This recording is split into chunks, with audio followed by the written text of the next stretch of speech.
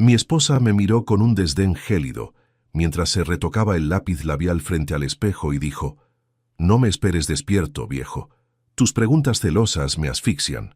Yo estaba de pie en la entrada de nuestra propia casa, sosteniendo con fuerza el maletín de herramientas de dibujo técnico que utilicé durante 40 años para edificar cada milímetro de su comodidad y sus lujos, sintiendo el peso insoportable de mis 6 décadas de dignidad, pisoteadas por la mujer a la que le entregué mi vida entera.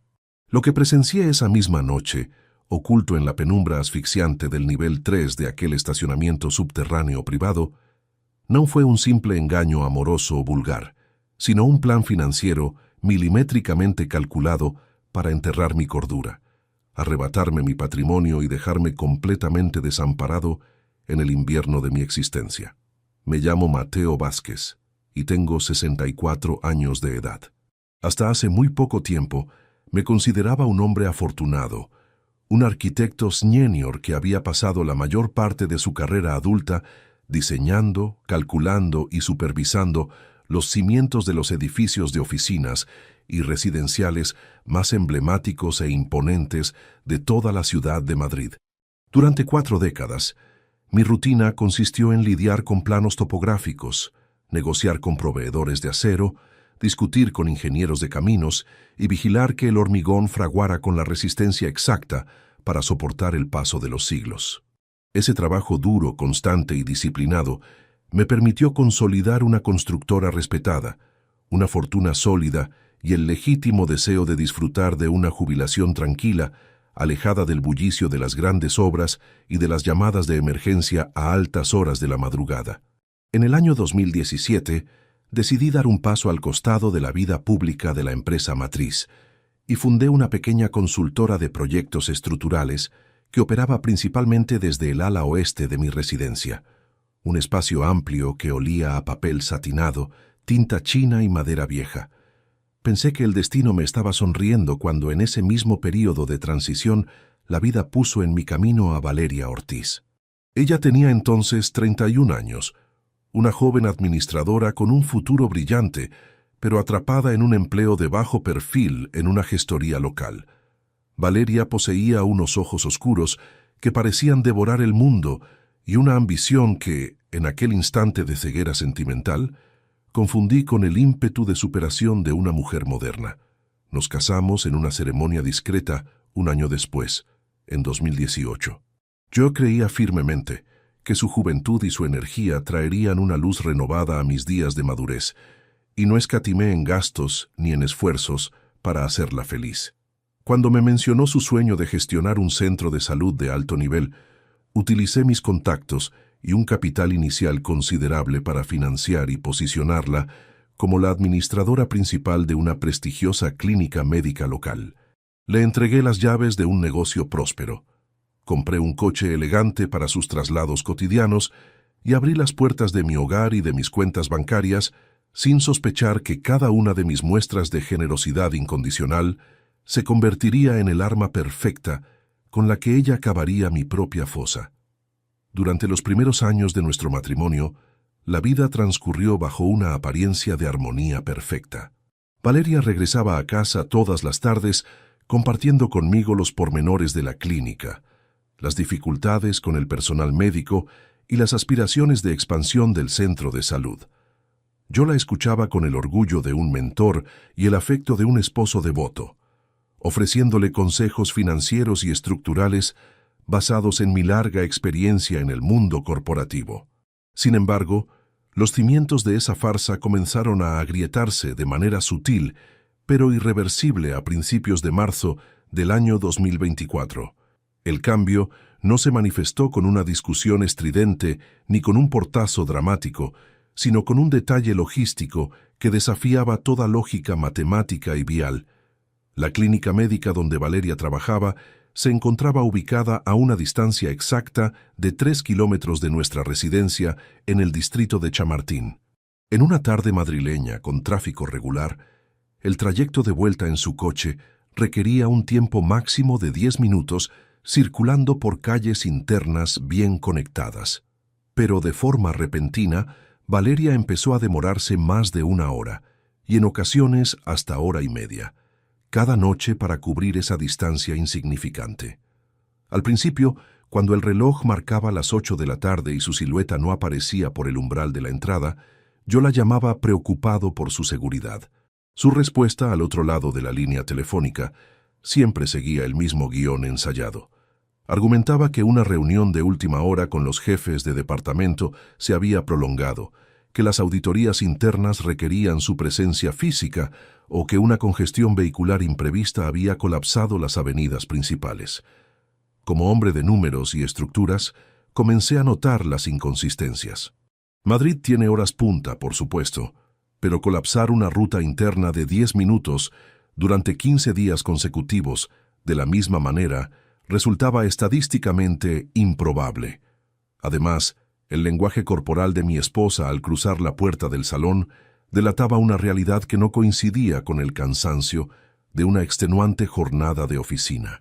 Valeria entraba apresurada, evitando el contacto visual directo conmigo, con las manos ligeramente temblorosas al depositar las llaves sobre la mesa del recibidor y una agitación respiratoria que intentaba camuflar con respuestas evasivas. Fue a mediados de ese mes, cuando el olor me dio la certeza definitiva de que las palabras de mi esposa ocultaban algo siniestro. Al acercarme para besar su mejilla en un saludo mecánico, mis sentidos percibieron el rastro inequívoco de un costoso perfume masculino extranjero, una fragancia intensa con notas de tabaco y madera de cedro que no pertenecía a ninguno de mis productos de aseo personal y que flotaba de manera persistente en las fibras de su abrigo de lana. La sospecha es un veneno lento que se filtra por las rendijas de la confianza hasta corroer la estructura más firme. Pasé varias noches en vela en mi despacho de arquitectura, mirando el techo en la oscuridad, repasando mentalmente cada interacción, cada mirada esquiva y cada silencio incómodo que se había instalado en nuestra mesa durante la cena. ¿Era posible que el matrimonio que construí con tanto esmero fuera solo una pantalla? Me estaba volviendo paranoico con la edad, imaginando fantasmas donde solo había una mujer sobrecargada de trabajo. Decidí que no podía seguir flotando en la incertidumbre de la duda. Un arquitecto no puede diseñar sobre un terreno inestable, necesita la verdad cruda, los datos objetivos y los planos claros de la realidad. La oportunidad idónea se presentó el último jueves de marzo de 2024. Valeria bajó a la cocina ataviada con un traje de sastre impecable y el cabello recogido con una elegancia inusual para un día cualquiera de oficina. Se despidió de mí con prisa, recordándome que esa noche tendrían una junta extraordinaria con el comité de finanzas de la clínica y que, por lo tanto, su retorno se dilataría aún más de lo habitual. En lugar de interrogarla o mostrar el más mínimo indicio de desconfianza, forcé en mi rostro una sonrisa comprensiva, le deseé éxito en sus labores y le aseguré que aprovecharía su ausencia para adelantar unos cálculos de resistencia de materiales en mi consultora casera. Esperé a que el sonido del motor de su coche se desvaneciera por la calle adoquinada. Sabía que tenía que actuar con una precisión milimétrica si quería descubrir qué ocurría en esa hora perdida del trayecto diario de mi esposa. Subí a mi habitación, me despojé de la ropa de descanso y me enfundé un abrigo oscuro. Bajé al garaje subterráneo de nuestra casa, pero pasé de largo mi berlina habitual.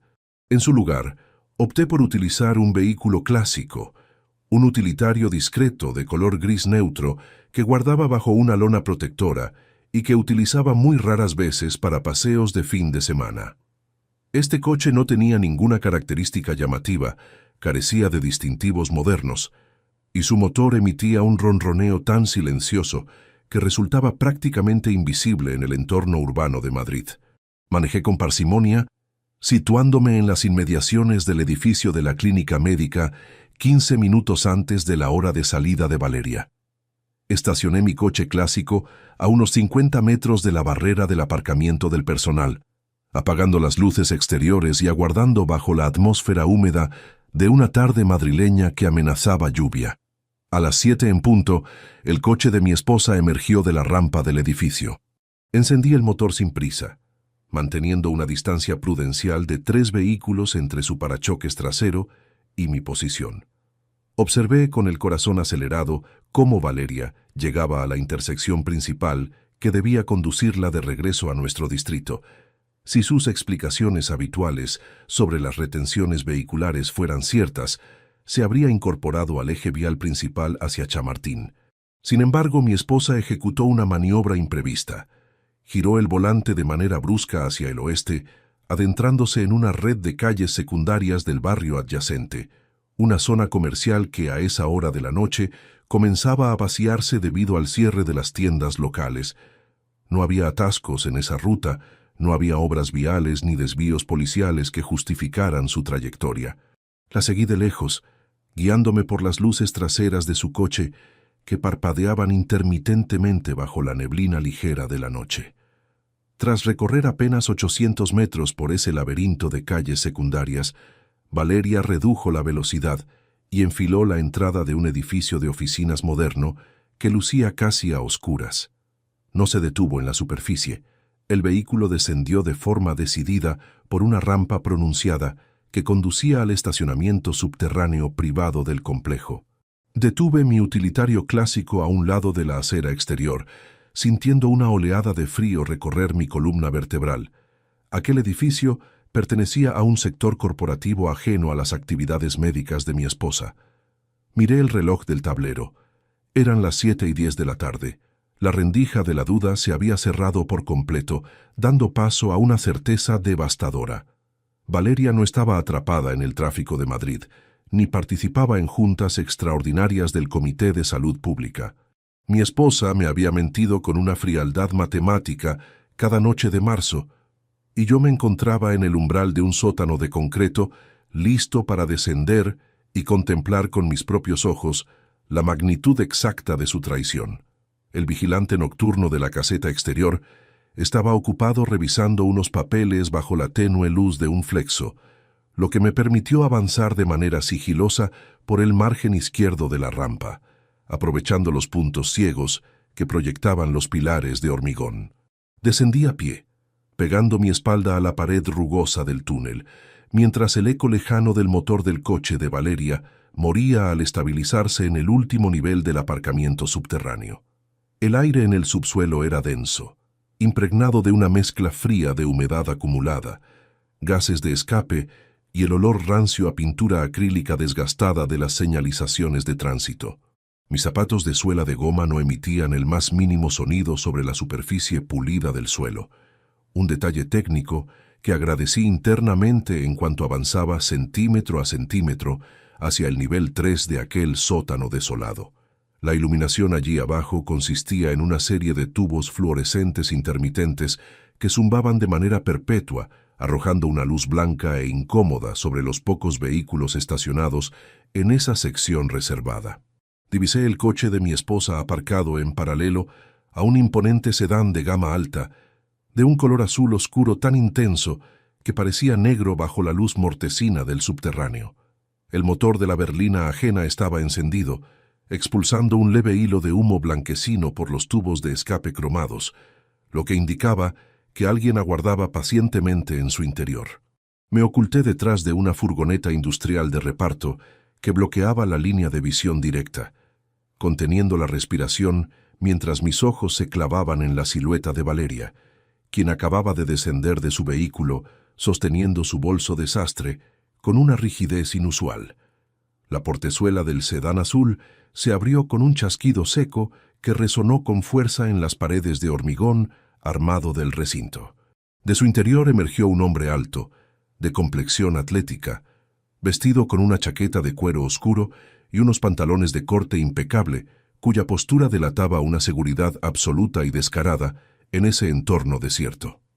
Al girarse hacia la luz, sus rasgos quedaron expuestos con total nitidez.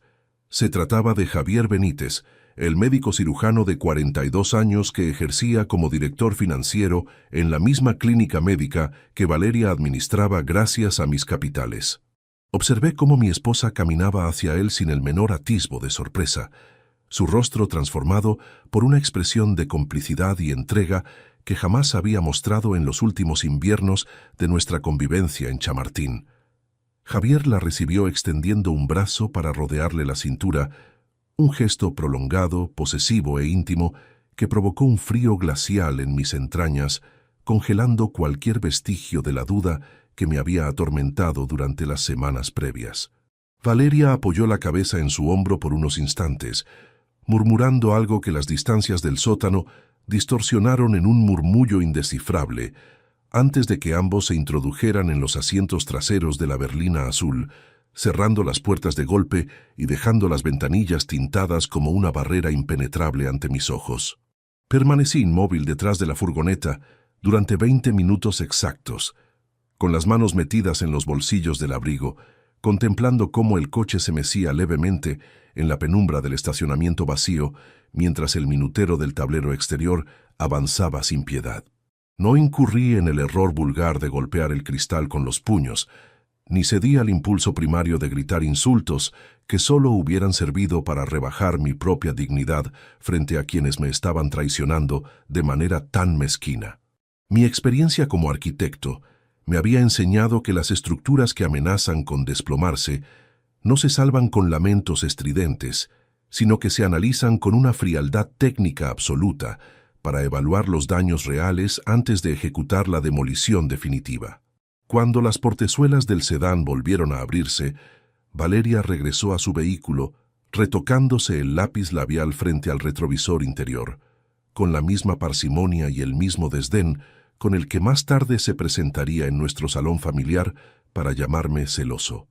Javier Benítez encendió los faros de xenón de su berlina, maniobró con destreza hacia la rampa de salida y abandonó el subterráneo, dejando tras de sí el eco chirriante de sus neumáticos sobre el pavimento pulido del sótano 3. Esperé 5 minutos adicionales en la oscuridad, escuchando los latidos pausados de mi propio corazón, antes de regresar a la superficie por el mismo camino de servicio, decidido a no dejar rastro alguno de mi presencia en aquel lugar de infamia. Abordé mi utilitario clásico gris y manejé de vuelta a nuestra residencia en Chamartín, manteniendo una velocidad constante, memorizando cada pilar, cada matrícula y cada secuencia de movimientos que acababa de presenciar bajo el suelo de Madrid. Llegué a la casa 15 minutos antes que mi esposa, depositando mi abrigo oscuro en el armario del pasillo y ubicándome de inmediato en mi escritorio del ala oeste, rodeado de mis planos estructurales y mis herramientas de dibujo técnico. Cuando Valeria cruzó el umbral de la entrada principal a las 8:20 de la noche, su mirada esquiva buscó mi silueta a través de las puertas acristaladas de la consultora casera para asegurarse de que yo seguía sumergido en mis labores cotidianas. Ha sido una jornada extenuante en la oficina, Mateo. Las auditorías fiscales de la clínica nos van a volver locos a todos este mes, exclamó desde el recibidor, sosteniendo sus llaves trémulas mientras intentaba modular un tono de voz natural que camuflara la agitación de sus pulmones.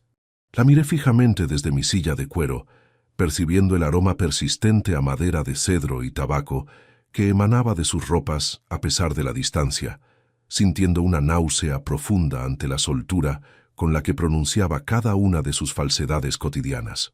No te preocupes, Valeria. Entiendo perfectamente el peso de las responsabilidades de gestión. Tómate tu tiempo para descansar, respondí con una calma glacial que pareció desconcertarla por un breve segundo, antes de que ella asintiera con una sonrisa tensa y se dirigiera a la planta superior de la casa. En ese instante preciso de silencio absoluto en mi despacho, comprendí que el desvío diario de mi esposa en las calles comerciales de Madrid no respondía únicamente a un asunto de infidelidad carnal o pasión prohibida clandestina. La mención de las auditorías fiscales y los movimientos financieros de la clínica encajaba de forma alarmante con ciertos pormenores contables inusuales que mi consultora estructural había detectado de soslayo en los balances trimestrales del centro de salud. Saqué de mi cajón inferior una carpeta manila rotulada con las siglas de la constructora familiar, donde guardaba las copias de los documentos de fundación del centro médico que yo mismo había financiado en el año 2018 para asentar el futuro profesional de Valeria. Al revisar los estatutos originales, recordé que Javier Benítez había ingresado como socio minoritario 2 años después, aportando su prestigio como cirujano, pero delegando la firma autorizada principal en las manos de mi esposa como administradora delegada. Mi mente de calculista comenzó a tejer las conexiones lógicas entre las visitas nocturnas al sótano corporativo, la complicidad de la pareja en los asientos traseros del sedán azul y los repentinos retrasos en la entrega de los informes de rendimiento patrimonial que la clínica debía remitirme por contrato escrito. Valeria creía que mis 64 años me habían convertido en un jubilado inofensivo, un anciano conforme con revisar bosquejos antiguos de hormigón armado, mientras ella disponía del capital y los recursos que yo había acumulado durante 4 décadas de actividad ininterrumpida. Su desprecio hacia mis preguntas no era solo el rechazo hacia un esposo maduro, era la soberbia de quien se siente inmune, protegida por la sombra de un amante más joven que compartía con ella un propósito mucho más oscuro que el mero adulterio residencial. Una traición de esa envergadura, gestada bajo el techo que mis propias manos habían financiado, requería una respuesta estructural que no dejara espacio para el error legal ni para la destrucción de las pruebas definitivas del desfalco. Marqué el número telefónico privado de Carmen Vega, una investigadora profesional e independiente especializada en litigios corporativos complejos a la que había conocido durante el desarrollo de unos proyectos urbanísticos en el norte de la península. Carmen, necesito una auditoría de campo inmediata sobre el vehículo de administración de Valeria y una vigilancia encubierta permanente en los accesos del personal directivo de la clínica, planteé al escuchar su voz firme al otro lado de la línea receptora. Acordamos encontrarnos al amanecer del viernes en una cafetería discreta de las afueras, lejos de los circuitos habituales de los profesionales de la salud y de las inmobiliarias del distrito financiero. Antes de colgar, la investigadora me advirtió sobre la necesidad de mantener una apariencia de normalidad absoluta en el hogar, evitando cualquier alteración en mis horarios, mis comentarios o mis gestos que pudiera poner en alerta a Valeria sobre el inicio del rastreo técnico. Guardé el terminal telefónico en el bolsillo de mi chaqueta, apagué la lámpara de mi mesa de dibujo y subí las escaleras hacia nuestra habitación principal en la más completa oscuridad, escuchando el crujido familiar de los peldaños de madera bajo mis pies cautos. Al deslizarme en el lecho junto a Valeria, contemplé su silueta durmiente bajo la luz pálida que se filtraba por las persianas, consciente de que cada uno de sus respiros pacíficos representaba un insulto a los años de protección que le había brindado sin pedir nada a cambio.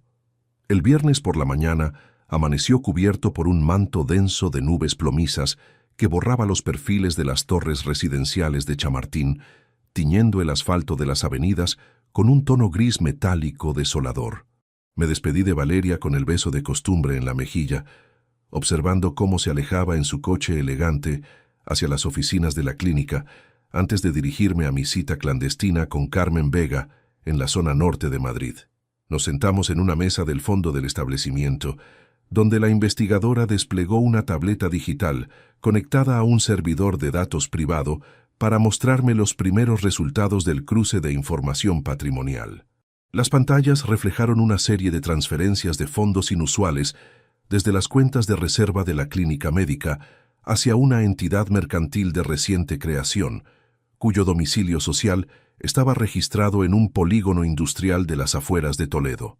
Carmen me miró con fijeza a través de sus gafas de montura oscura antes de presionar un comando de audio en el dispositivo, reproduciendo un zumbido inicial de estática que precedió a la captura de una conversación telefónica interceptada apenas unas horas antes en el terminal corporativo de la clínica.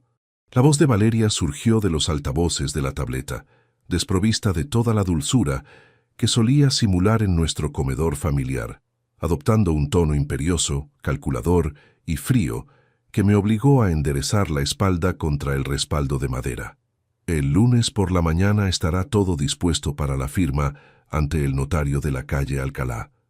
Ya he extraído los archivos necesarios de la caja fuerte de su consultora casera, afirmaba mi esposa a su interlocutor en la grabación digital. La respuesta que siguió en el audio pertenecía inequívocamente al cirujano Javier Benítez, cuya risa baja y segura resonó en el rincón de la cafetería con la contundencia de una losa de hormigón cayendo sobre mis pies. Perfecto, Valeria.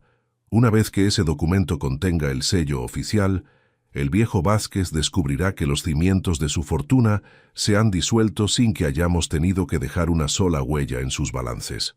El tintineo de una cucharilla de plata chocando contra la taza de porcelana interrumpió la respiración pesada que mantenía contenida en aquel rincón de la cafetería.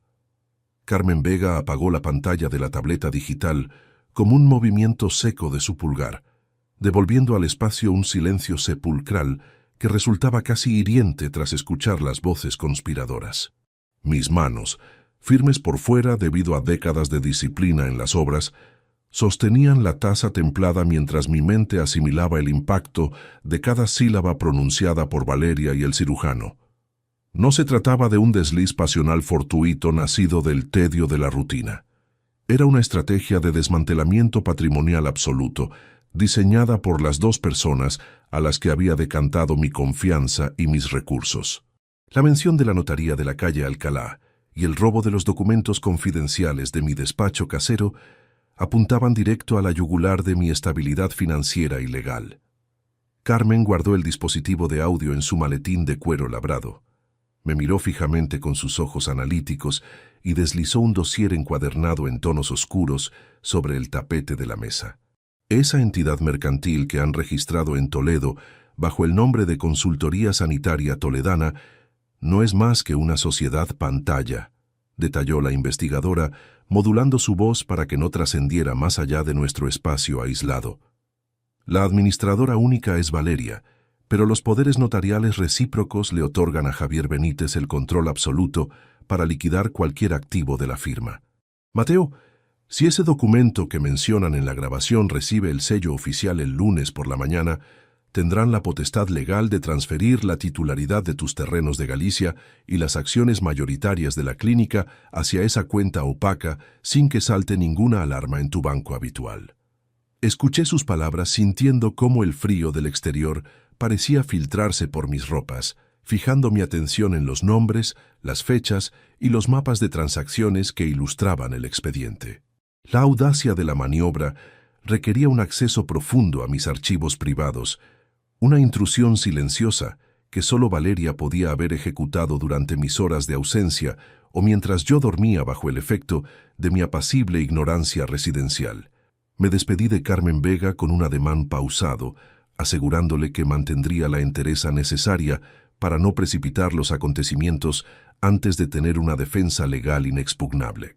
Abordé mi utilitario clásico de color gris neutro y conduje de regreso hacia el distrito de Chamartín, cruzando un paseo de la Castellana cubierto por la neblina densa de una jornada húmeda.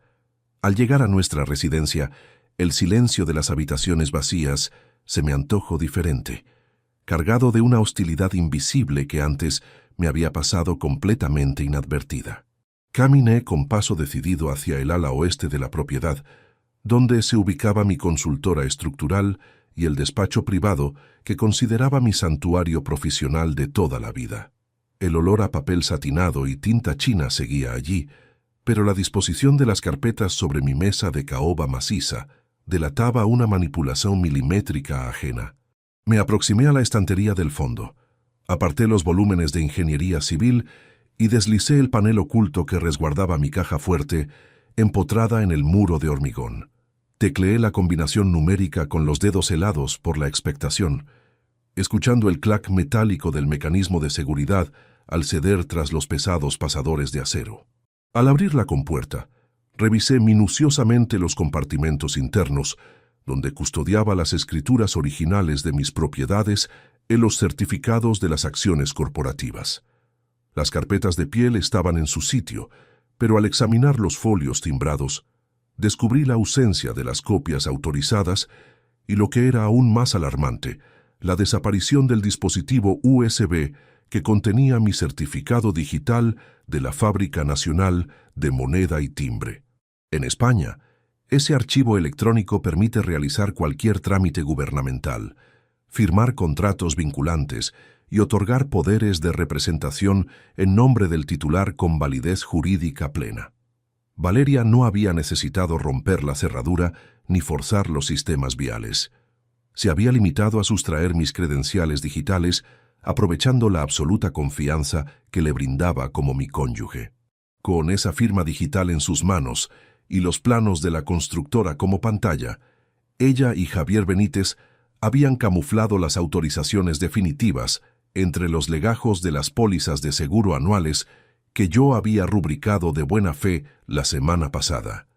Cerré la caja fuerte de golpe, sintiendo cómo la raiva fría de un calculista sustituía cualquier rastro de desolación o autocompasión en mi interior. Un error en la cimentación de un edificio no se soluciona cubriendo la grieta con yeso. Se desciende al subsuelo, se apuntala la estructura y se elimina el elemento defectuoso desde la raíz. Marqué de inmediato el teléfono de Alejandro Ruiz, un reputado abogado de sucesiones y litigios civiles con el que había compartido proyectos de envergadura en el pasado, y concerté una reunión urgente en su bufete del centro de la capital para esa misma tarde de viernes. Recogí los extractos de balances duplicados que me había entregado Carmen Vega, aseguré las puertas acristaladas de mi oficina casera y abandoné la vivienda antes de que Valeria regresara de sus quehaceres administrativos. El trayecto hacia el despacho del letrado transcurrió bajo una tensión creciente, contemplando el movimiento frenético de los transeúntes madrileños ajenos a la demolición silenciosa de mi entorno familiar. Alejandro Ruiz me recibió en su oficina de techos altos y paredes cubiertas de jurisprudencia encuadernada, escuchando mi relato y analizando el expediente técnico de la Consultoría Sanitaria Toledana con el semblante severo de un juez de carrera. «La estrategia de ellos es nítida, Mateo», argumentó el abogado mientras ajustaba sus gafas de lectura y repasaba los documentos notariales cruzados que aportaba la investigadora. «Están utilizando tu certificado electrónico para validar un poder general de administración a favor de Valeria, el cual presentarán este lunes ante un notario de la calle Alcalá que desconoce tu situación real. Si no intervenimos antes del inicio de la actividad comercial de esa jornada, tu esposa tendrá la facultad legal de vender los terrenos de Galicia a la Sociedad de Toledo por una cantidad ridícula y vaciar las reservas de capital de la clínica sin cometer un delito técnico inmediato». El análisis legal confirmaba que la prisa de la pareja respondía a una necesidad acuciante de liquidez, un detalle que Carmen Vega seguía investigando en las sombras para descubrir el verdadero trasfondo de la urgencia del cirujano Benítez. Acordamos con Alejandro redactar una revocación formal inmediata de todos los poderes otorgados y preparar un requerimiento de medidas cautelares para congelar los movimientos patrimoniales de la clínica antes del vencimiento del plazo del fin de semana. El reto consistía en estirar el tiempo de la farsa durante las próximas 48 horas, obligándome a convivir bajo el mismo techo con Valeria sin revelar el menor indicio del contraataque judicial que estábamos estructurando en el bufete. Regresé a Chamartín al anochecer, forzando una serenidad de piedra en mis facciones al escuchar el coche de mi esposa acceder al garaje de la residencia pocas fracciones de tiempo después de mi llegada. Valeria entró al salón principal exhibiendo su habitual máscara de fatiga laboral, dejando caer su bolso de sastre sobre la consola del recibidor mientras se pasaba la mano por el cuello con un gesto ensayado de agobio corporativo. «El ambiente en la clínica está insoportable con los preparativos del aniversario del domingo, Mateo. Apenas tengo tiempo para respirar entre tanta reunión de presupuestos», exclamó mientras caminaba hacia la cocina para servirse una copa de vino. La contemplé desde el umbral de las puertas acristaladas de mi despacho, observando la finura de sus ademanes, la frialdad asombrosa con la que sostenía la mirada y pronunciaba cada frase fraudulenta orientada a adormecer mi atención. «No te preocupes por las obligaciones del hogar, Valeria. Descansa todo lo necesario. Sé muy bien que la gestión de un centro médico exige un sacrificio absoluto». Respondí con un tono neutro que no delataba la menor sospecha, manteniendo las distancias justas para evitar que percibiera la tensión de mis hombros. Cenamos en un silencio denso, que ella intentaba sazonar con comentarios triviales sobre el personal de enfermería y los nuevos equipamientos quirúrgicos que Javier Benítez pretendía adquirir para el centro de salud. Yo asentía de manera mecánica, devorando los alimentos sin saborear nada que no fuera la ceniza de las mentiras compartidas durante 8 inviernos, memorizando cada inflexión de su voz para el registro definitivo de mi memoria. Al subir a descansar, me aseguré de cerrar por dentro el pestillo de mi despacho, pasando la noche en vela junto a los bosquejos de hormigón armado, esperando el amanecer del sábado para recibir el siguiente informe de campo de la investigadora Vega. La jornada sabatina transcurrió en una calma tensa e irreal, con Valeria ausente desde el amanecer, bajo la excusa de coordinar los catering y los protocolos viales para el gran banquete de gala que se celebraría la noche del domingo en los salones principales del centro médico. Yo aproveché cada minuto de su ausencia para ultimar los detalles con Alejandro Ruiz a través de canales digitales encriptados, asegurando que las actas de revocación de firma estuvieran listas para su presentación formal. A las 7 de la tarde de ese sábado de aislamiento, mientras examinaba los planos de cimentación de un viejo proyecto en Galicia para despejar el caos de mi cabeza, el terminal telefónico privado vibró con insistencia sobre la mesa de caoba. Era Carmen Vega, y su tono de voz al otro lado de la línea receptora carecía de la habitual parsimonia profesional, adoptando una rigidez que me hizo ponerme de pie de inmediato en el despacho desierto. Mateo, acabo de interceptar un movimiento de última hora en el registro mercantil de Toledo y una transferencia que lo cambia todo, sentenció la investigadora con firmeza contenida. Javier Benítez no solo está buscando tu patrimonio para enriquecerse con Valeria. El cirujano acaba de desviar $500,000 de las nóminas de los médicos de la clínica para cubrir un agujero fiscal propio y pretenden usar tu firma para culparte a ti del desfalco corporativo antes de que amanezca el lunes. Tienes exactamente 12 horas para revocar ese certificado electrónico antes de que las transferencias de la clínica dejen un rastro delictivo irreparable a tu nombre, Mateo, sentenció Carmen Vega al otro lado de la línea, con una rigidez que transformó el aire de mi despacho en una masa helada. Colgué el teléfono de golpe, apoyando ambas palmas sobre la mesa de madera noble, escuchando o zumbido lejano del viento golpeando los cristales de mi ventana en Chamartín. El minutero del reloj de pared marcaba las 7:15 de la tarde de un sábado, cubierto por una atmósfera asfixiante, y la urgencia de la situación me obligó a actuar sin concederme un solo segundo para el desaliento o la duda. Deslicé mis dedos sobre el teclado de la computadora portátil, abriendo el portal oficial de la Fábrica Nacional de Moneda y Timbre para iniciar el proceso de revocación de mi firma digital. Pero el sistema arrojó de inmediato una pantalla de error en letras rojas parpadeantes que confirmaba mis peores temores técnicos. Valeria no se había limitado a sustraer el dispositivo de almacenamiento de mi caja fuerte. Con la frialdad de quien conoce al detalle mis rutinas, había modificado el correo electrónico de recuperación y el número de teléfono asociado a mis credenciales gubernamentales. Intentar un bloqueo digital desde mi posición era completamente inútil, pues el código de validación de seguridad estaba siendo redirigido en tiempo real al terminal privado de mi esposa. Mi propia identidad digital me había sido arrebatada, convertida en un escudo legal, detrás del cual el cirujano Javier Benítez estaba camuflando el desvío de €500,000 pertenecientes a las nóminas del personal sanitario. El plan de la pareja poseía una perversidad geométrica. Si los auditores de la Comunidad de Madrid o los inspectores de la agencia tributaria iniciaban una inspección por la desaparición de los fondos, las facturas emitidas por los supuestos proyectos de reformas estructurales llevarían el sello electrónico inconfundible de mi consultora privada. Yo figuraría ante la justicia como el arquitecto codicioso que había desvalijado las arcas de la clínica mediante servicios inexistentes, mientras Valeria y su cómplice se marcharían con el patrimonio limpio hacia su entidad pantalla en Toledo. Marqué el número de emergencias del letrado Alejandro Ruiz, escuchando los tonos de espera con una impaciencia que hacía crujir mis dientes en la penumbra del despacho.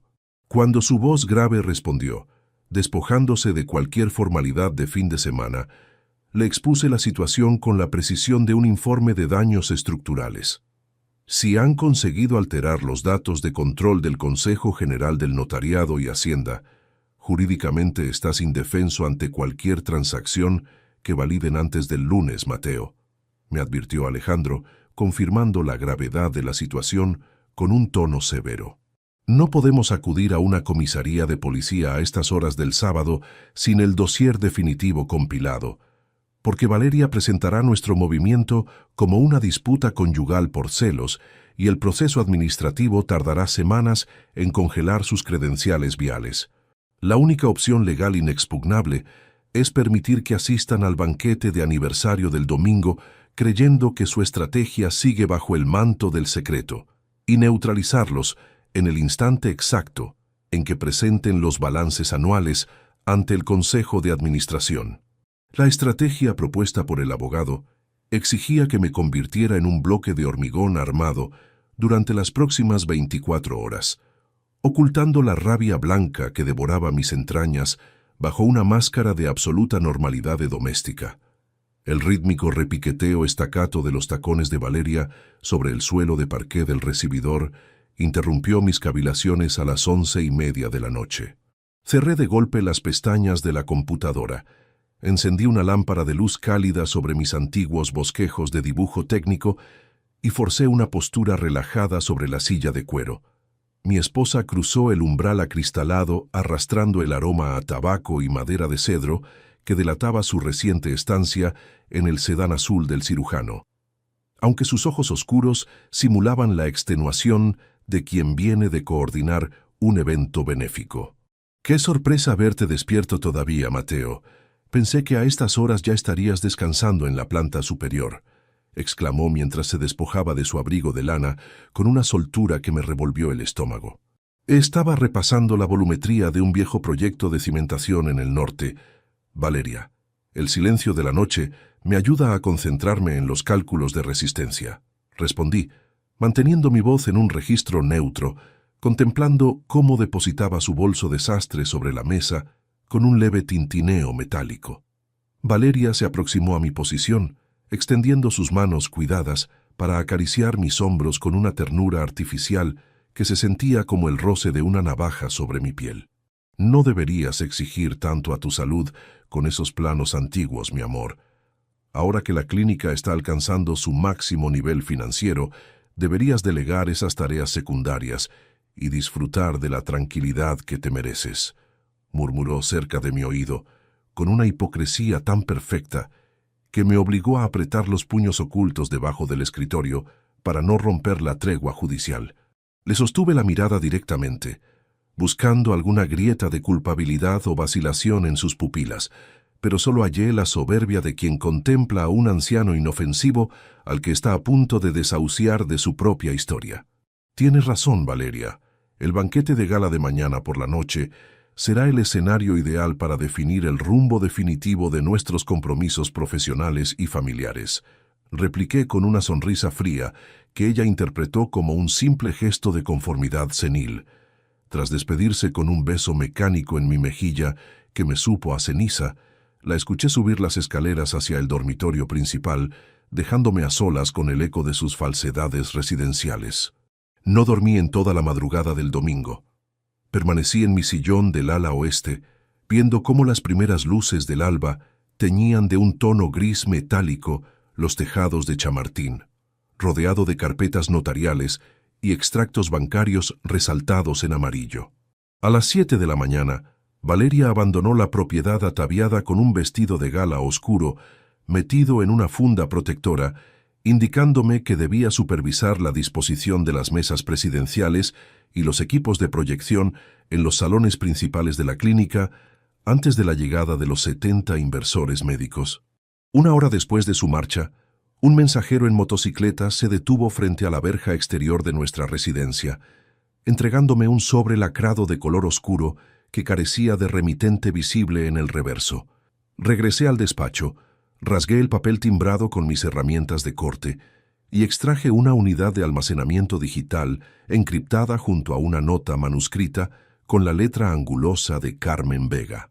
Conecté el dispositivo a un terminal secundario que no utilizaba redes comerciales, ingresando la clave de acceso que la investigadora me había facilitado durante nuestro encuentro clandestino en la cafetería del norte.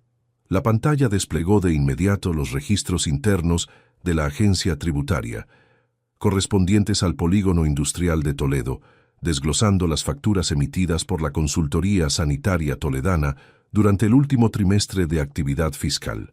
Al profundizar en las carpetas de auditoría de campo que Carmen había logrado rescatar de los servidores privados de Javier Benítez, mis ojos se clavaron en una serie de documentos notariales digitalizados que modificaban por completo la naturaleza del peligro que se cernía sobre mí. El cirujano no se había limitado a planificar el desfalco de los 500.000 euros de las nóminas ni a camuflar las autorizaciones de los terrenos de Galicia entre mis pólizas de seguro anuales. El dossier contenía un contrato de preventa vinculante, firmado electrónicamente, mediante el uso delictivo de mi propio certificado digital de la Fábrica Nacional de Moneda y Timbre, fechado apenas 3 días atrás. Mediante ese documento oficial, mi firma autorizaba la venta inmediata de la totalidad de mis fincas agropecuarias del norte a un fondo de inversión extranjero de carácter sumamente agresivo, especializado en la explotación masiva de recursos y el desahucio de comunidades locales. Lo que me heló la sangre por completo fue la lectura de la cláusula de ejecución automática incorporada en el folio final del contrato timbrado.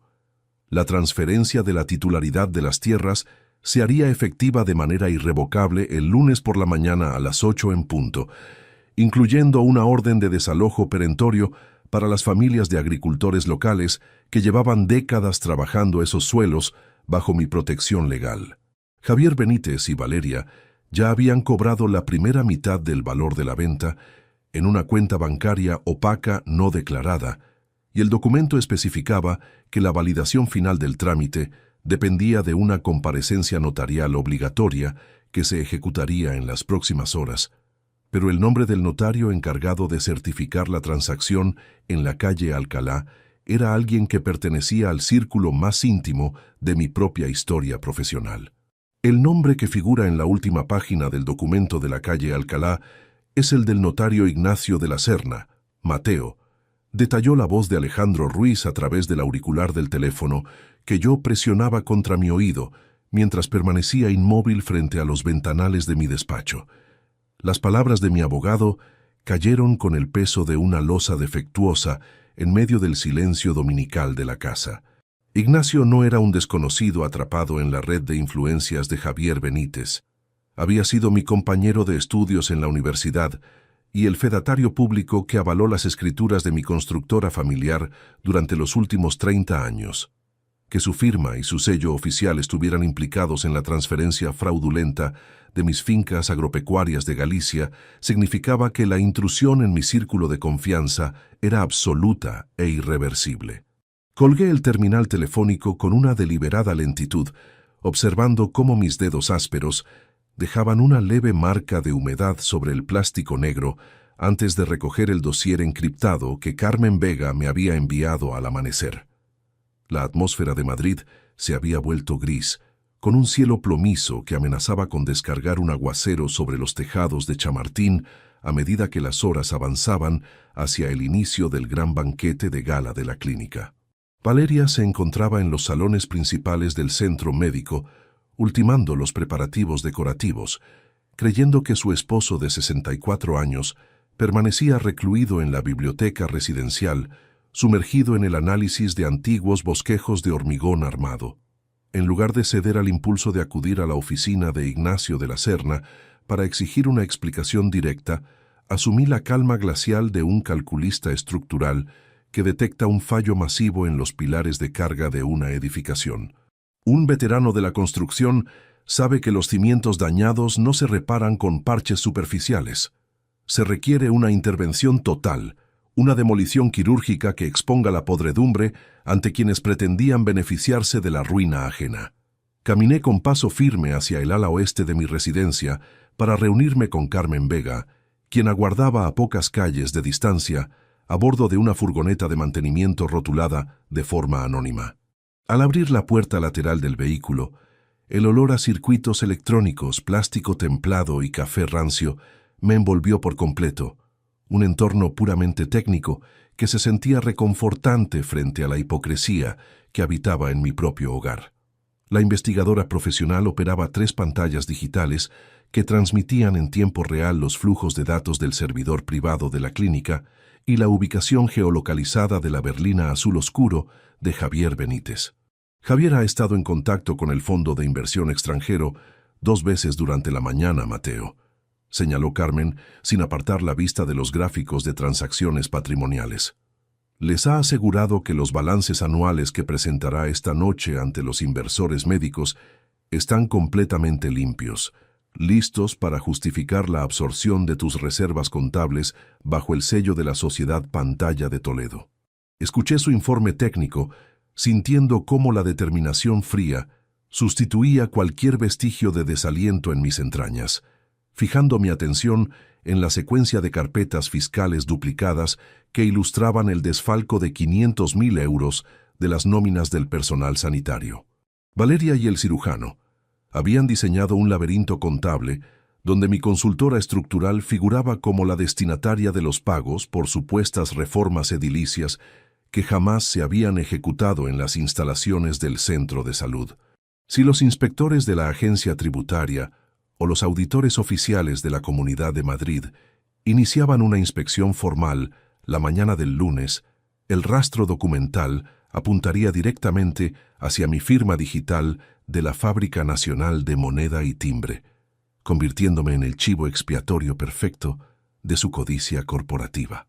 Mi esposa había planeado vaciar mi patrimonio y destruir mi reputación profesional de toda la vida mientras me confinaba en una clínica de la sierra bajo la falsa premisa de una senilidad errática incipiente.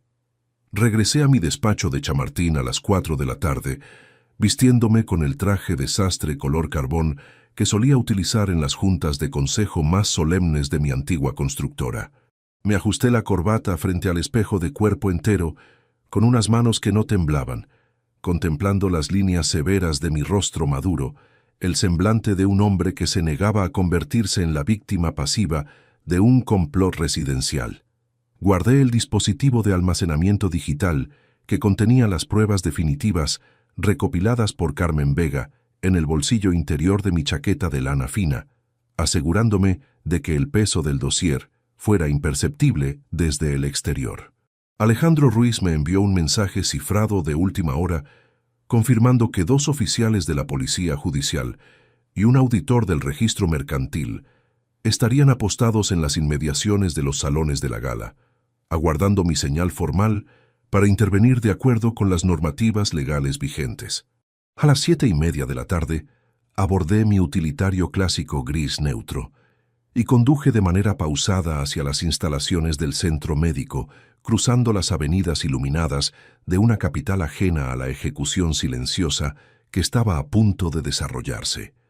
El edificio de la clínica médica lucía imponente, adornado con reflectores de luz ámbar que proyectaban una falsa calidez sobre la fachada de granito pulido y cristal ahumado. Al ingresar por el vestíbulo principal, el murmullo de la música de cuerda y el tintineo de las copas de cristal de los 70 inversores médicos y directivos de la salud llenaban el espacio con una atmósfera de opulencia descarada.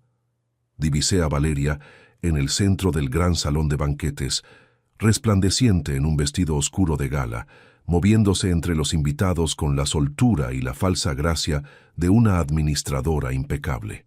Al notar mi presencia, su rostro experimentó un sutil parpadeo de sorpresa antes de forzar su habitual sonrisa ensayada de bienvenida afectuosa y caminar hacia mí con pasos rápidos. «Mateo, qué alegría que hayas decidido acompañarnos finalmente esta noche. Pensé que el cansancio te retendría en Chamartín», exclamó mientras extendía sus manos cuidadas para rozar mi abrigo con una ternura artificial que me supo a puro veneno residencial. No podía faltar a una velada tan significativa para el futuro de la clínica, Valeria. Después de todo, los cimientos de este lugar se edificaron gracias al esfuerzo de nuestra familia. respondí con un tono glacial que pareció desconcertarla por una fracción de segundo antes de que Javier Benítez se uniera a nuestra posición con una familiaridad insultante. El cirujano vestía un smoking a la medida, sosteniendo una copa de champán caro con la arrogancia de quien se siente dueño absoluto del destino patrimonial de todos los presentes. Buenas noches, don Mateo. Es un honor contar con el fundador en este aniversario tan próspero. Precisamente hoy presentaremos los balances de expansión que consolidarán nuestra posición en el sector sanitario de Toledo, manifestó Benítez con una risa baja que provocó una pulsación tensa en mis sienes. Estoy muy interesado en contemplar esos números, doctor Benítez. Sé muy bien que la contabilidad exacta de los recursos siempre depara grandes revelaciones al final del ejercicio fiscal, repliqué mirándolo fijamente a los ojos, manteniendo una parsimonia que el cirujano atribuyó a la simple complacencia de la vejez. Los camareros comenzaron a servir las entradas de carnes nobles y verduras al horno en las mesas presidenciales, obligando a los 70 comensales a tomar sus respectivos lugares bajo el resplandor implacable de los candelabros del salón principal. Me ubiqué en la mesa central, flanqueado por Valeria a mi izquierda y por un importante inspector médico a mi derecha, mientras Javier Benítez se preparaba para subir al escenario principal de proyecciones con el dossier de los balances anuales bajo el brazo.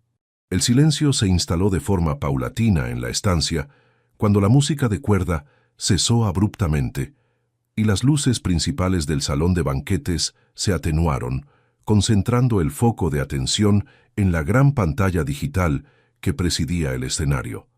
Javier Benítez se acomodó los puños de la camisa frente al micrófono inalámbrico, infló el pecho ante la audiencia de inversores y comenzó su alocución con la soltura de un estafador profesional habituado a manipular la confianza pública.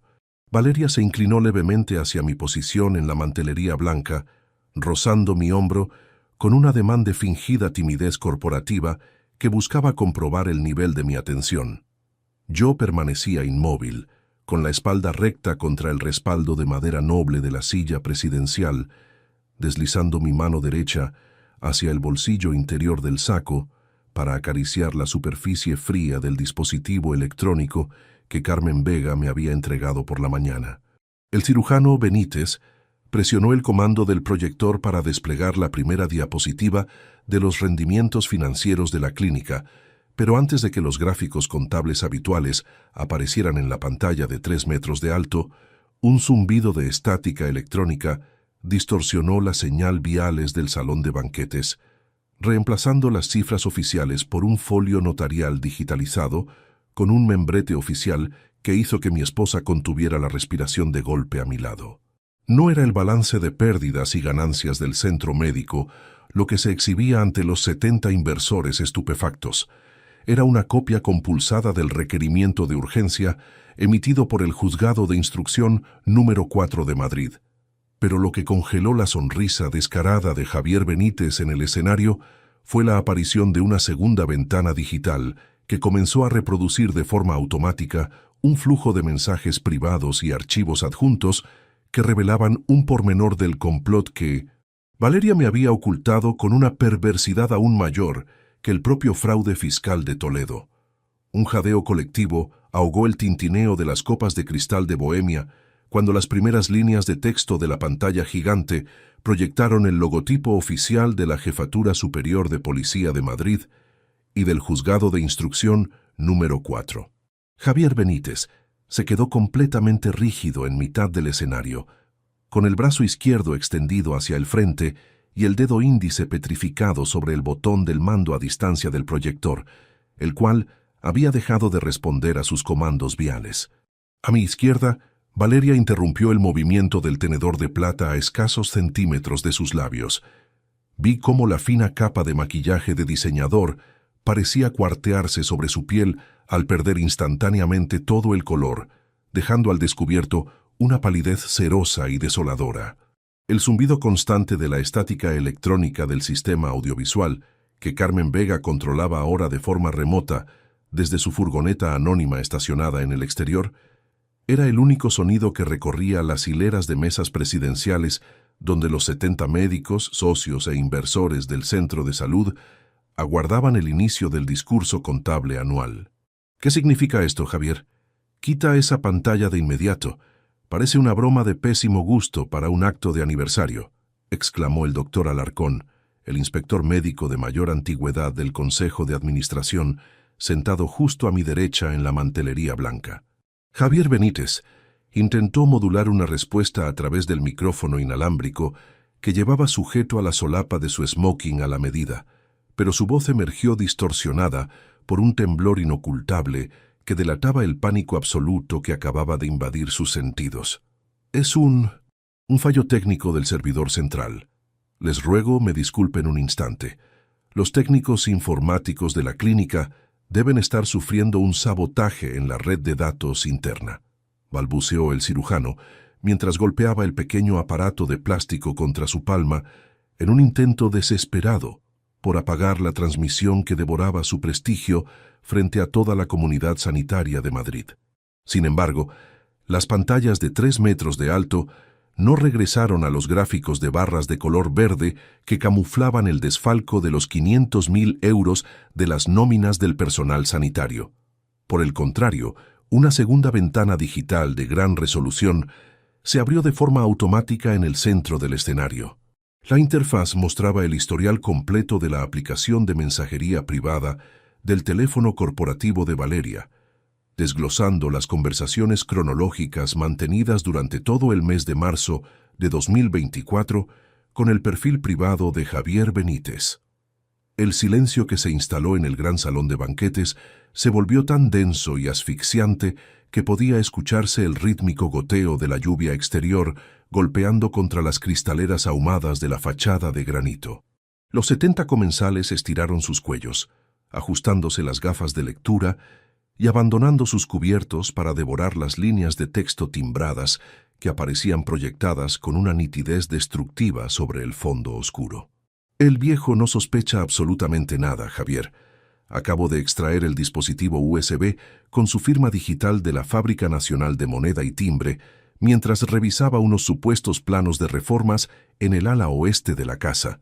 Se leía en el primer mensaje de texto enviado por Valeria la tarde del 14 de marzo, una revelación explícita que provocó un murmullo de indignación entre las mesas del fondo.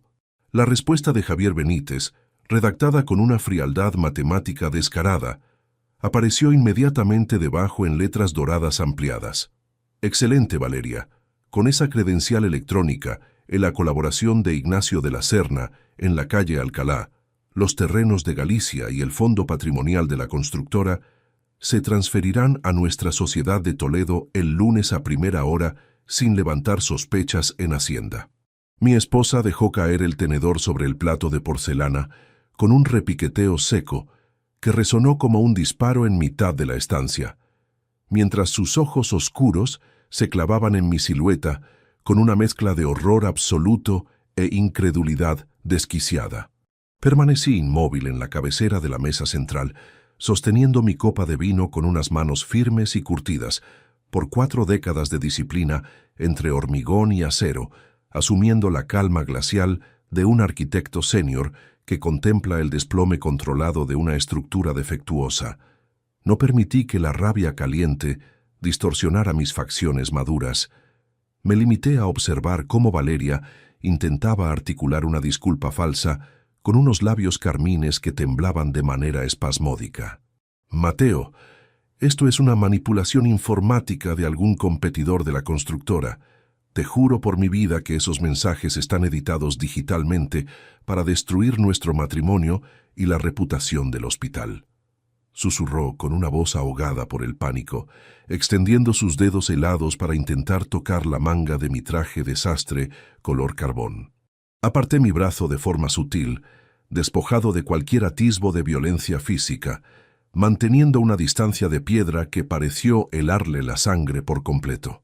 Siéntate, Valeria, y contempla el final de la obra que has diseñado a mis espaldas durante este invierno. Respondí en un susurro cargado de una autoridad tan cortante que el doctor Alarcón a mi derecha guardó un silencio reverencial de inmediato. En la pantalla gigante, El flujo de datos avanzó de manera autónoma hacia una carpeta rotulada bajo el nombre de Informe Neuropsicológico Clínico, Mateo Vázquez, un documento técnico que contenía el membrete oficial del propio centro médico que yo había financiado en el año 2018. Al ampliarse el archivo PDF timbrado, los 70 profesionales de la salud presentes emitieron un jadeo colectivo de asombro y desprecio absoluto hacia la pareja que presidía la velada.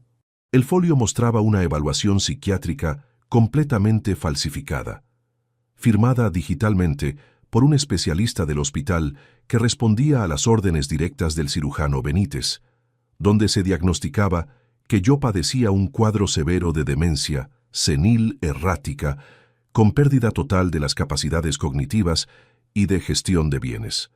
La perversidad del complot quedó expuesta ante toda la audiencia sanitaria de la capital con la contundencia de un informe de ruina estructural insalvable. El plan de Valeria y Javier no se limitaba a desvalijar mis cuentas corrientes de inversión en paraísos fiscales, ni a desahuciar a los agricultores locales de mis fincas del norte mediante el uso delictivo de mi certificado electrónico. Mañana lunes a las 9 de la mañana, armados con ese informe médico fraudulento y el poder notarial general que pretendían validar ante Ignacio de la Serna, planeaban solicitar la incapacitación judicial perentoria de mi persona. Su propósito definitivo era recluirme de forma permanente en un centro residencial de aislamiento, con muros altos, situado en la sierra, despojándome por ley de la administración de la constructora, de mis derechos de voto en el Consejo y de la titularidad de la residencia familiar de Chamartín para financiar las deudas masivas que el cirujano arrastraba debido a sus desastrosas inversiones inmobiliarias en Toledo. Javier Benítez descendió del escenario con las piernas trémulas, perdiendo toda la arrogancia aristocrática con la que se había pavoneado al inicio del banquete, intentando abrirse paso entre las mesas de los inversores hacia la salida de emergencia trasera del salón. Sin embargo, dos de mis capataces de seguridad interna del club, hombres corpulentos uniformados que respondían únicamente a mis órdenes de nómina directa, flanquearon las puertas de roble pulido, bloqueando su retirada con una rigidez de granito que obligó al cirujano a retroceder hacia el centro de la pista de baile. Me puse de pie lentamente, abrochándome el saco del traje a la medida, con una parsimonia implacable, atrayendo la atención unánime de los 70 invitados que observaban la escena en una inmovilidad absoluta de teatro macabro.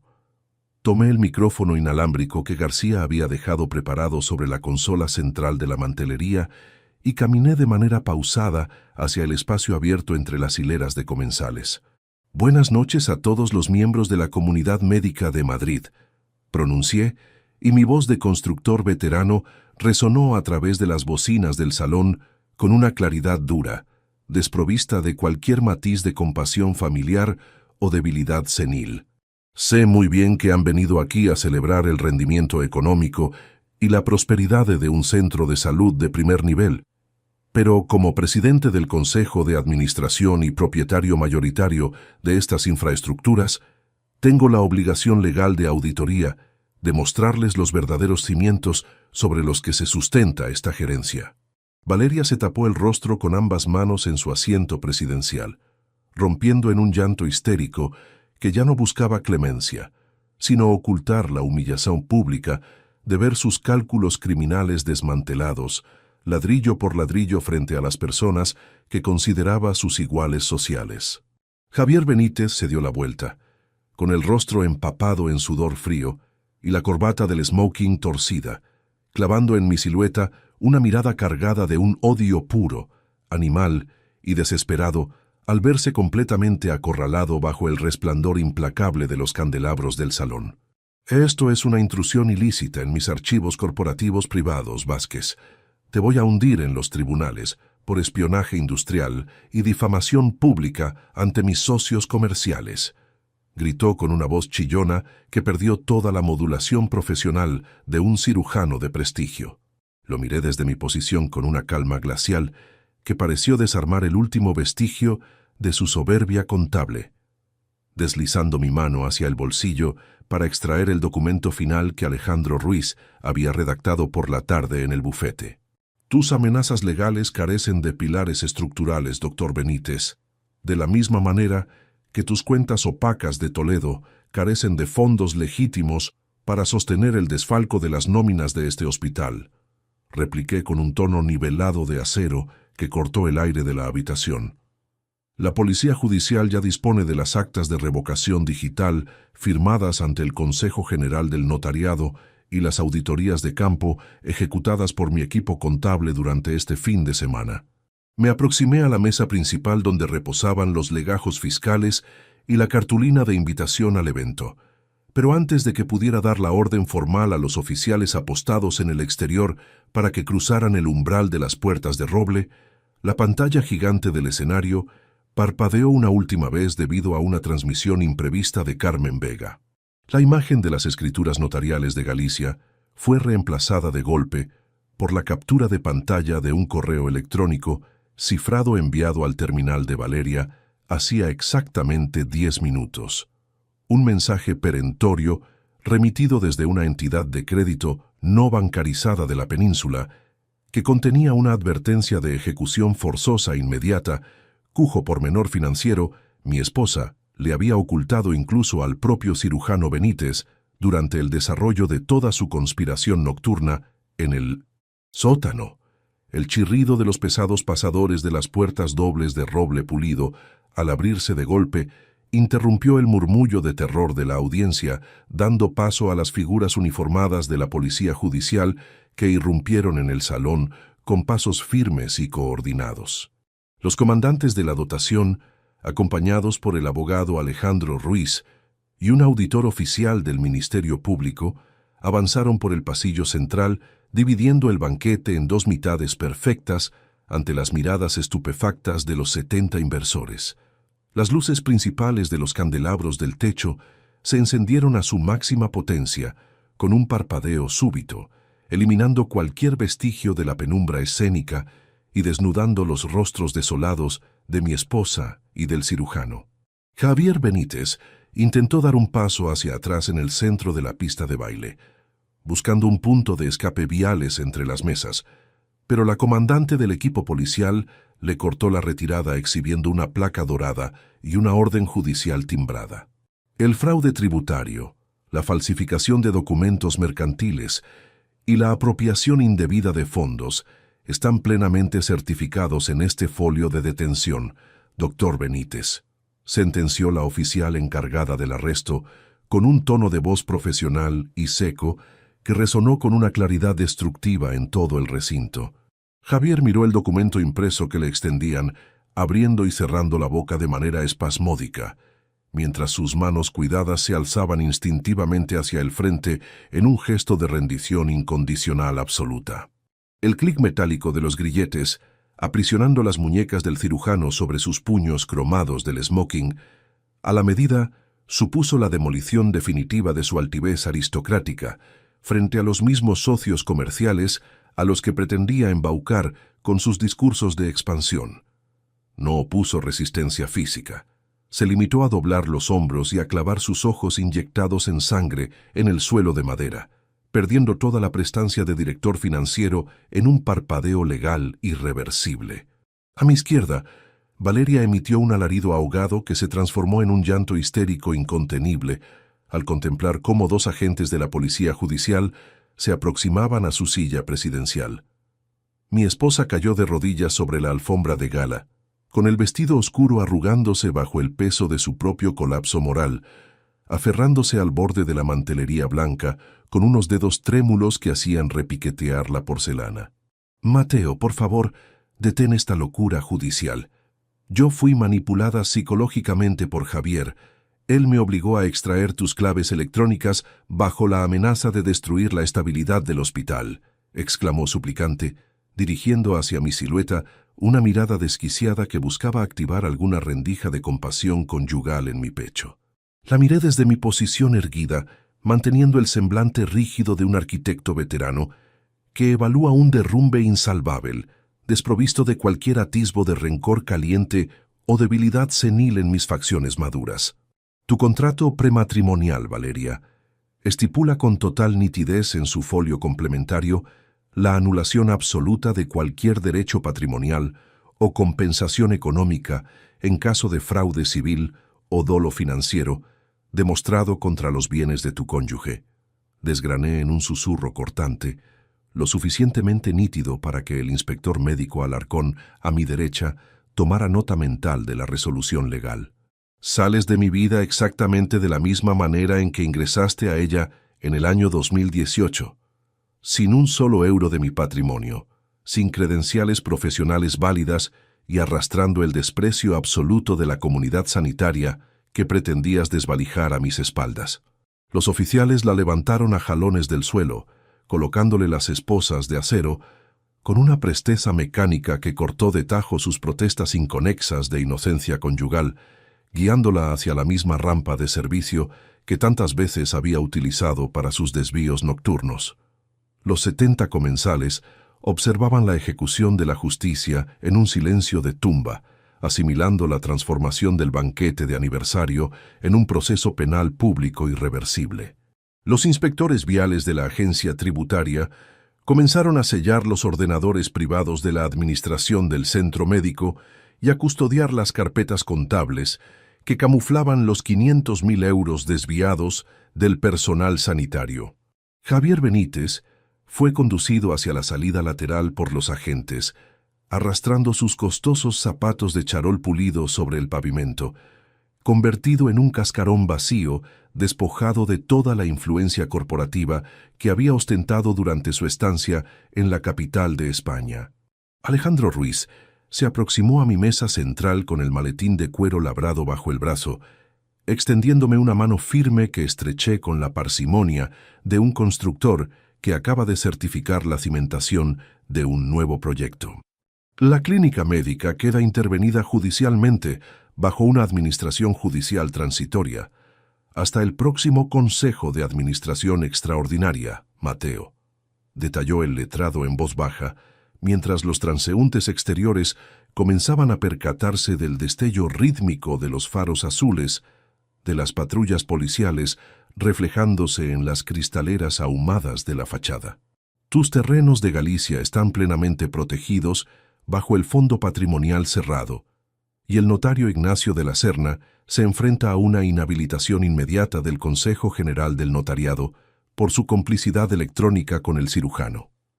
Asentí en silencio, guardando el terminal telefónico en mi abrigo de lana fina, contemplando cómo el gran salón de banquetes se vaciaba de forma paulatina de inversores y directivos de la salud que huían del escándalo corporativo. La demolición de la farsa familiar había concluido con una precisión matemática asombrosa, pero el precio de la victoria dejaba en el ambiente residencial un olor rancio a ceniza que tardaría inviernos en disiparse de mis sentidos.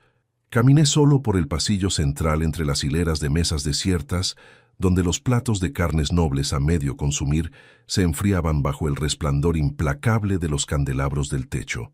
Recogí el maletín de herramientas de dibujo técnico del recibidor principal y salí a la acera exterior de la clínica médica, sintiendo el impacto de las primeras gotas del aguacero madrileño sobre mi rostro maduro. Abordé mi utilitario clásico de color gris neutro, encendí el motor silencioso sin prisa y maniobré en dirección hacia el norte, alejándome de las luces azules de las dotaciones policiales que seguían operando en la zona comercial del distrito. Manejé durante 40 minutos bajo la lluvia constante, memorizando cada pilar del paseo de la Castellana, experimentando una ligereza inédita en mi pecho tras desprenderme de la red de engaños residenciales que Valeria había tejido en nuestro hogar. Al llegar a nuestra residencia en Chamartín, las estancias vacías se me antojaron limpias de la hostilidad invisible que me había acechado durante todo el mes de marzo de 2024. Fui directo a mi despacho del ala oeste, encendí la lámpara de mi mesa de caoba maciza y extraje del cajón inferior las escrituras originales de la vivienda familiar para depositarlas sobre los planos de ingeniería civil. Esta casa, edificada con los cimientos más firmes de mi historia profesional, volvía a ser enteramente mía, rescatada de las manos de los estafadores corporativos que pretendían confinarme en un asilo de aislamiento de la Sierra Norte. Me disponía a descorchar una botella de vino noble para brindar en soledad por la recuperación definitiva de mi dignidad profesional y civil, cuando la pantalla de mi computadora portátil arrojó un aviso electrónico perentorio de última hora emitido desde el servidor privado de Carmen Vega. Conecté el dispositivo de seguridad encriptado de inmediato, observando cómo la interfaz digital desplegaba un registro de llamadas y un archivo de audio grabado en el terminal corporativo de la clínica médica exactamente 5 minutos antes del inicio del asalto policial en el gran salón de banquetes. La voz de Valeria surgió de los altavoces de la tableta, distorsionada por una agitación respiratoria que delataba un pormenor del complot que el cirujano Benítez desconocía por completo, dirigiendo su alocución clandestina hacia una tercera persona cuya identidad mercantil en Madrid poseía un carácter sumamente peligroso e imprevisto en los balances contables finales de nuestra historia. El sonido estridente de un trueno lejano hizo vibrar los pesados marcos de madera de mi biblioteca en Chamartín, coincidiendo exactamente con el inicio de la reproducción de aquel último archivo de audio que Carmen Vega había rescatado de los servidores de la clínica. La voz de Valeria se filtraba a través de los altavoces de mi ordenador portátil con una nitidez espantosa, desprovista de la agitación que había mostrado al caer de rodillas frente a las dotaciones policiales en el gran salón de banquetes. No te preocupes por Javier. Él cree que maneja los hilos de la consultoría sanitaria toledana, pero la transferencia de los terrenos de Galicia y el capital de la constructora se desviará directamente a tu cuenta de la Sociedad Mercantil de Toledo antes de que él pueda reaccionar ante los inspectores de Hacienda, afirmaba mi esposa a su misterioso interlocutor en esa llamada clandestina grabada minutos antes de la redada. La respuesta al otro lado de la línea receptora no pertenecía a un fondo de inversión extranjero, ni a un prestamista no bancarizado de la península. La voz pausada, cínica e inconfundible que resonó en mi despacho desierto era la del mismísimo abogado Alejandro Ruiz, el hombre que esa misma tarde se había sentado a mi derecha en el bufete central simulando edificar mi defensa legal inexpugnable.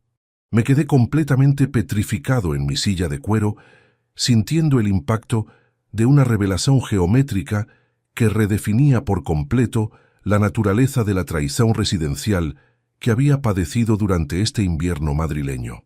Alejandro Ruiz no estaba ciego ante el complot corporativo de Valeria y Javier Benítez. Él era el verdadero arquitecto en la sombra, la mente fría que había redactado las cláusulas de los poderes notariales cruzados para utilizar la ambición del cirujano y la codicia de mi esposa como simples peones de su propia estrategia de desmantelamiento patrimonial. Su aparente colaboración con mi consultora estructural y la presteza con la que coordinó la intervención de la policía judicial en el salón de gala no eran más que un movimiento calculado para eliminar a Javier del tablero de juego, asegurando que Valeria se quedara sin el respaldo del director financiero antes de ejecutar la absorción definitiva de mis fincas agropecuarias del norte.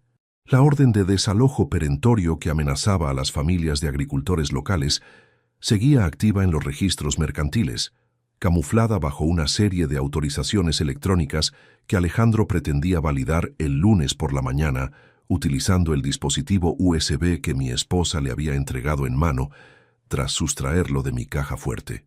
Apagué la pantalla del ordenador portátil con una parsimonia implacable, apartando las carpetas de balances contables resaltados en amarillo y las copias autorizadas de los folios timbrados que reposaban sobre mi mesa de caoba maciza. La raiva blanca que antes había congelado mis sienes se transformó en una determinación de granito. La lucidez absoluta de un constructor senior que detecta que el pilar fundamental que sostenía su entramado de defensa judicial estaba completamente podrido desde la base. Un veterano de las grandes obras sabe que cuando un pilar de carga amenaza con desplomar la estructura entera, no se busca la tregua ni se concede espacio al desaliento.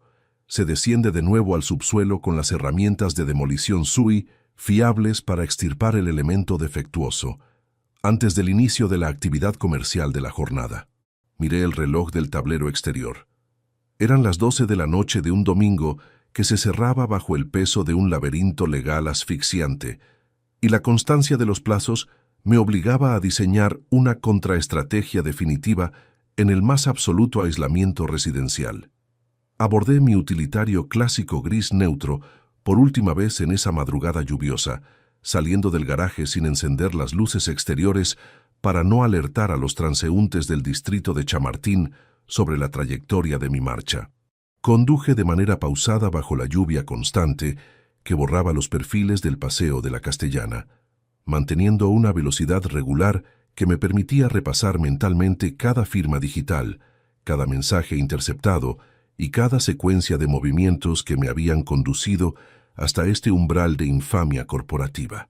En lugar de dirigirme al bufete céntrico de Alejandro Ruiz o a las dependencias de la jefatura de policía, donde Valeria y Javier Benítez permanecían bajo custodia judicial preventiva, enfilé la ruta hacia el polígono industrial situado en las afueras de Toledo.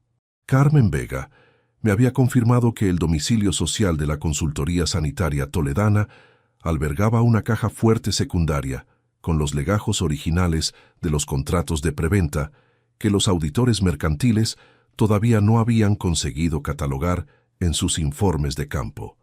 Llegué al polígono comercial a las 2 de la mañana de un lunes, cubierto por una neblina densa que reducía la visibilidad viales de la zona a escasos metros del asfalto húmedo. Estacioné el coche clásico a una distancia prudencial en la oscuridad de una hilera de naves industriales desiertas, descendiendo a pie con mi maletín de herramientas de dibujo técnico oculto debajo del abrigo oscuro de lana fina. Mis zapatos de suela de goma avanzaban sin emitir el más mínimo rozamiento sobre la acera mojada, guiándome por los mapas de acceso que la investigadora profesional me había facilitado a través de canales digitales encriptados. La entrada de servicio de la entidad pantalla mostraba una cerradura electrónica convencional, un pormenor logístico que no supuso un obstáculo técnico insalvable para mis manos curtidas por 4 décadas de lidiar con los sistemas de seguridad de las grandes constructoras de Madrid. Me deslicé al interior del edificio a oscuras, percibiendo el olor rancio a pintura acrílica, humedad acumulada y circuitos de aire acondicionado apagados que caracterizaba a las oficinas de reciente creación mercantil. Crucé el pasillo central de la administración hasta ubicar el despacho privado rotulado a nombre de Valeria Ortiz, donde una pequeña caja fuerte empotrada en el tabique de hormigón armado resguardaba los secretos contables de su sociedad opaca no declarada. Utilicé un dispositivo de decodificación de frecuencias que Carmen Vega había acoplado al maletín de herramientas, escuchando con total nitidez el rítmico clac metálico de los pasadores de acero al ceder tras los engranajes mecánicos de la compuerta. Al abrir la compuerta de seguridad, mis dedos entraron en contacto con una serie de carpetas timbradas de piel oscura que contenían los documentos originales de la transferencia patrimonial de Galicia y los certificados de las acciones del hospital. Al examinar los folios timbrados bajo la tenue luz de una linterna de bolsillo, descubrí un legajo complementario que no figuraba en las copias digitalizadas de la Jefatura Superior de Policía ni en las auditorías de Alejandro Ruiz. Se trataba de una escritura de fideicomiso ciego irrevocable, formalizada ante un notario de Toledo un mes antes del inicio de los retrasos en los trayectos diarios de mi esposa. Mediante este documento oficial, la titularidad real de todas las participaciones de la consultoría sanitaria toledana y el derecho de cobro de los seguros de vida de mi constructora se transferían automáticamente a un beneficiario único e inmodificable en caso de mi fallecimiento accidental o incapacidad judicial por motivos de salud cognitiva.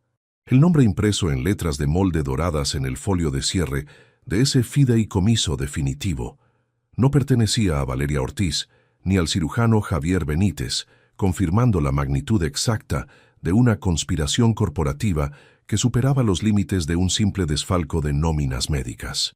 Guardé los legajos originales en mi maletín de corte, aseguré la compuerta de la caja fuerte de la oficina y abandoné el polígono industrial de Toledo antes de que las primeras luces del alba madrileña comenzaran a clarear el horizonte de la península.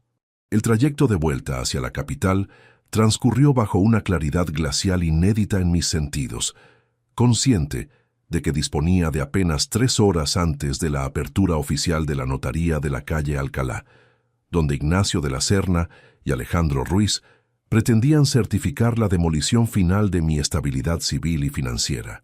Valeria creía que su esposo de 64 años permanecía confinado en la ignorancia residencial de Chamartín, una marioneta dócil despojada de sus capacidades de gestión patrimonial por un informe psiquiátrico falsificado que ella misma había validado en el hospital.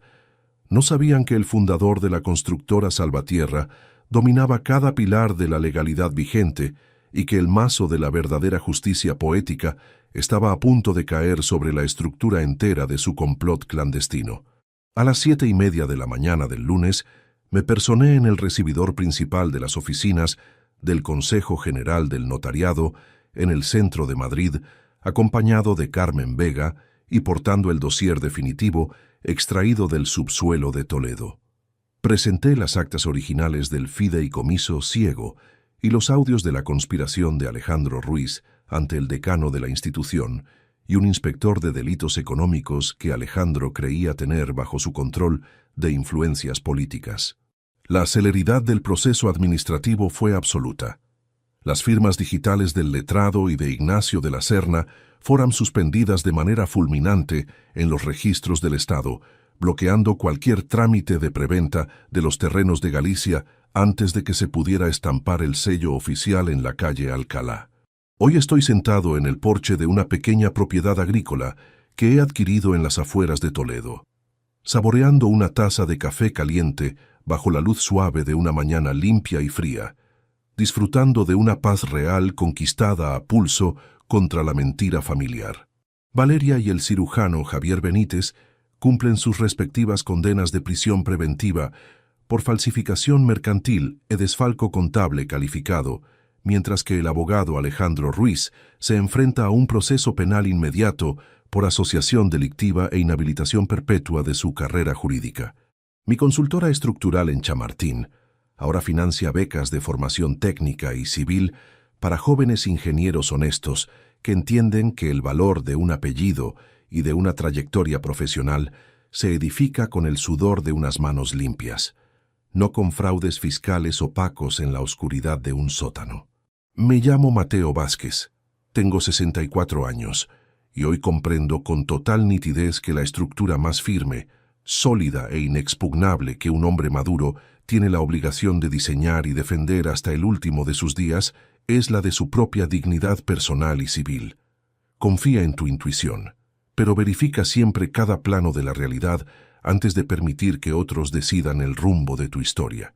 Sin embargo, al abrir la última carpeta de piel oscura que aún permanecía guardada al fondo de mi maletín de herramientas de dibujo técnico, mis ojos acaban de clavarse en un folio timbrado traspapelado que contiene un sello de registro de la constructora familiar con una fecha de emisión posterior a todas las detenciones del domingo de gala.